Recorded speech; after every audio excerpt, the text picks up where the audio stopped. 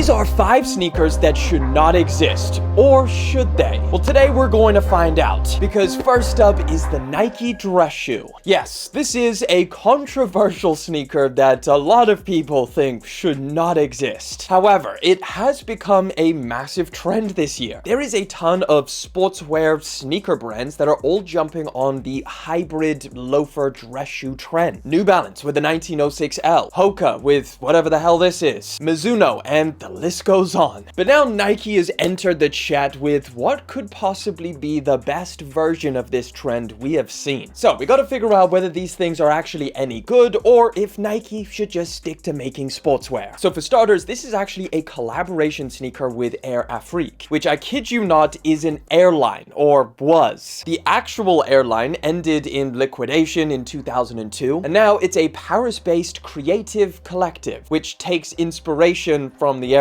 It's a bit confusing. Nevertheless, it's here. Nike released them in not just the black colorway, but also sail. They retail for $210. And what I will say is that for that price, you are getting an extremely premium product. In fact, I think it's up there as one of the most premium Nike products I've felt. So they obviously come in the traditional dress shoe loafer style design, with the heel having an actual air unit inside. It's also colored green, again, taking inspiration from the expired airline on both colorways. And the materials are really nice. You've got a combination of what feels like a cracked suede style leather on the upper, and then creating the two-tone effect with this really nice, soft, thick, premium feeling leather wrapping around the entire shoe. Keeping it super minimal, you've got a small Nike logo pressed into the side, and the Air Afrique logo, which comes in gold on this pair, and then kind of a gunmetal on the other pair. Now, unzipping these things exposes the traditional kind of dress shoe vibe that you would find, where you've got the laces and an actual tongue. And the premium details don't stop there, because on the interior you have a completely silk lined material, not just around the ankle area, but also on the reverse of the tongue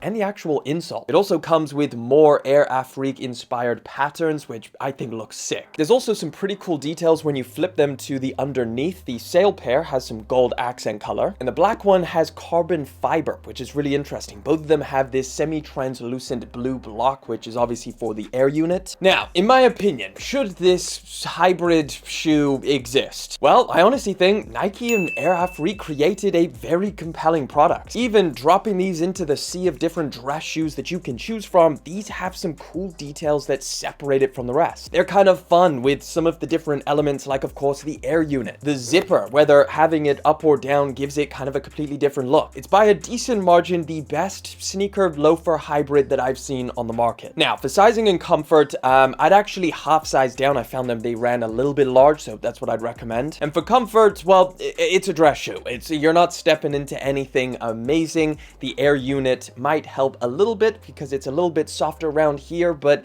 nothing crazy. Just expect dress shoe comfort. But next up, we got a wild one. It's the Jordan 1 AT or Element. I'm not entirely sure how they're naming this one. But yes, essentially this is a Jordan 1 that has been beefed up to a point where it's almost unrecognizable. It's now waterproof and has this huge, chunky, aggressive outsole built for the trails on the bottom. So should this crazy crossover exist, or should Jordan 1s be Jordan 1s and trail shoes be trail shoes? Well, for starters, this obviously takes a lot of inspiration from Nike's ACG line. The Mountain Fly 2 is something that is kind of reminiscent to this, especially with that outsole. However, these are a decent amount bit more chunky, especially with this huge oversized lugged traction pattern that also has one of my favorite details, which is when you look underneath, you can see the Jordan 1 traction pattern peeking through. Now, the cushioning that you're walking on is actually exposed on both the lateral and medial side of the shoe, and you can tell that little Jordan detail with the speckling that's going on, kind of looking like a Jordan 5 box. The Nike swoosh on the side is a little bit bigger than your standard Jordan 1 and is also completely reflective. And while the upper is definitely paneled pretty much identically to a pair of Jordan 1s, the materials have been completely switched. So it is now covered in Gore-Tex, which guarantees to keep you dry, apparently, at least according to the label. It's a padded ripstop material with some suede feeling overlays, although I'm sure that they applied some kind of treatment to it. And to keep the Jordan 1 aesthetic, they added, I guess, kind of a false tongue. It's a thinner piece of ripstop material which doesn't actually act like a regular tongue because the general construction of this shoe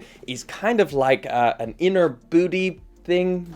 What the hell do you call that? It's a one-piece construction which extends onto the inside. So yes, even though you do have a traditional Jordan 1 eye stay area, it doesn't actually act like a traditional Jordan 1. Now, visually, in my opinion, I think this is the best looking trail shoe I've ever seen. Clearly, these were never supposed to be strictly a performance shoe. Just having the Jordan 1 fusion in here clearly makes it something a lot more angled towards style, even though these are definitely built for performance. It has all of the different elements that you would need if you are hitting the trails. I mean, Nike's trail shoes and ACG line has stood the test of time. A lot of people love that sector, and I don't think you're missing anything from that with these. It's decently comfortable, but just kind of feels like a tank on your feet. For sizing, I went true to size. These things fit perfect, or just whatever size you would go with a Jordan 1. They fit the same. Now, retail is pretty hefty on these. You are going to pay for that little fusion they got going on here, $205,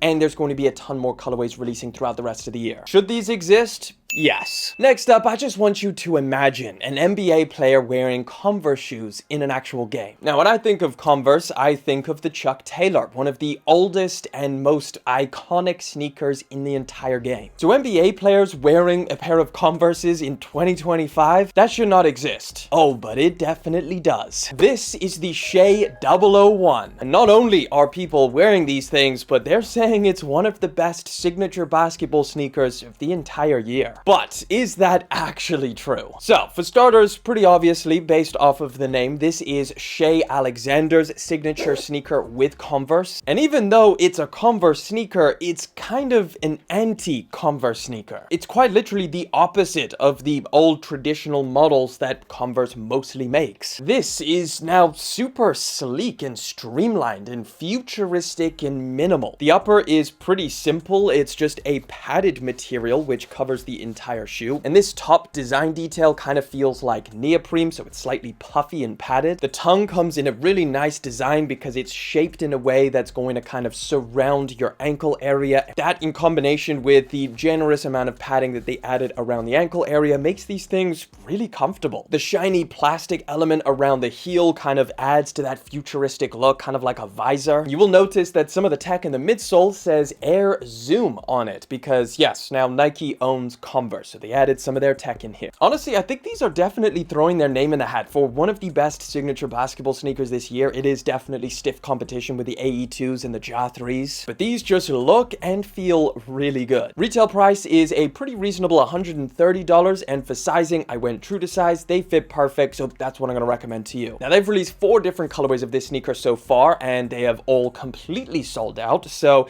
I don't just think so, but it seems like a lot of other people think these should definitely exist. Next up, we got a pair of shoes that even the brands themselves said that they shouldn't exist, at least globally. This is the Adidas MTW. And for the past year, these have only been exclusively available in China. They were actually really popular when I went there. Like, I saw these things everywhere when I visited back in January. But now they've just released globally in a bunch of different colorways. So, are these actually good enough to justify a global launch? Should these exist globally or just keep them in China? Well, for starters, one of the most random and I guess strange things about 2025 is that we've got 2 polar opposite trends going on. The super slim minimal trend with the Adidas Sambas and all of those low profile sneakers, but then at the exact same time, the super oversized chunky shoe trend that's going on. The Adidas Jellyfish and basically every Balenciaga shoe, which is what a lot of people say these things look like. Retail price on these is a pretty reasonable $150, and this huge stack of cushioning that you're walking on in the midsole says Light Strike on it, which is strange because the website says Dream Strike, so I'm not entirely sure which one is which. Nevertheless, it's decently cushioned and nice and soft underfoot. Overall, these kind of feel like a retro runner in terms of comfort, and despite its super chunky size, these are actually super lightweight, so they don't feel crazy heavy or bulky on feet. In fact, just the design itself is kind of sleek, which definitely definitely tones down the how actual chunky they are. It makes them a lot more wearable with shorts because they are that sleeker design. Now for sizing, they fit true to size. I would recommend sticking with that. And overall, in my opinion, should these exist? Well, I'm a big fan of chunky sneakers. I love the Adidas Jellyfish, but I'm not paying the ridiculous resale price of those. I like some Balenciaga shoes, but I would never spend the retail price on those. So I think these are the perfect fit for someone looking for that super chunky, oversized retro runner design. So yes, I'm glad they've dropped these things globally, and I think it's a dope shoe if you wanted to check them out. And last but certainly not least, what is the most futuristic shoe money can buy? The Nike Air Max 1000. That also kind of contradicts itself out of existence. So this is Nike's first fully 3D printed sneaker that is designed to look like one of Nike's oldest sneakers, the Air Max. And the technology that was used to make these things is